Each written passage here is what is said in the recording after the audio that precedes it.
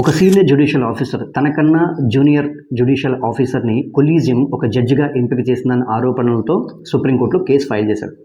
అప్పుడు సుప్రీంకోర్టు ఏ డెసిషన్ ఇచ్చిందంటే, జడ్జెస్ని ఎంపిక చేయడంలోనూ జడ్జెస్ని ట్రాన్స్ఫర్ చేయడంలో కొలీజియందే ఫైనల్ డెసిషన్. ఇక వారి ఎంపిక, కొలీజియం చేసినటువంటి ఎంపిక ఎటువంటి జ్యుడిషియల్ రివ్యూ పరిధిలోకి రాదు అని తేల్చి చెప్పింది.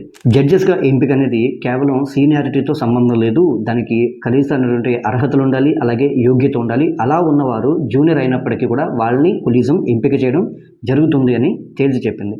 అసలు ఈ కొలీజియం అంటే ఏంటి?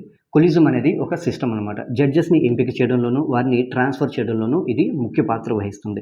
ముఖ్యంగా సుప్రీంకోర్టుకి ఒక కొలీజియం ఉంటుంది, ప్రతి స్టేట్లో ఉన్నటువంటి హైకోర్టుకి ఒక్కొక్క కొలీజియం ఉంటుంది. ఈ కొలీజియంలో ఎవరు ఉంటారు అంటే, సుప్రీంకోర్టు కొలీజియంలోకి వచ్చేసరికి చీఫ్ జస్టిస్ ఆఫ్ ఇండియా, అలాగే 4 senior most judges of the supreme court ఉంటారు.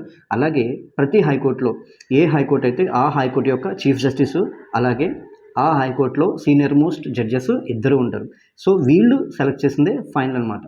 ఉదాహరణకి ఒక హైకోర్టు జడ్జిని కనుక అపాయింట్ చేయాలంటే, హైకోర్టు యొక్క కొలీజియం అంటే సీనియర్ మోస్ట్ జడ్జెస్ ఇద్దరు, అలాగే చీఫ్ జస్టిస్ ఆఫ్ హైకోర్టు కలిపి ఒకరిని సెలెక్ట్ చేస్తారు. వారిని సుప్రీంకోర్టు కొలీజియంకి పంపిస్తారు.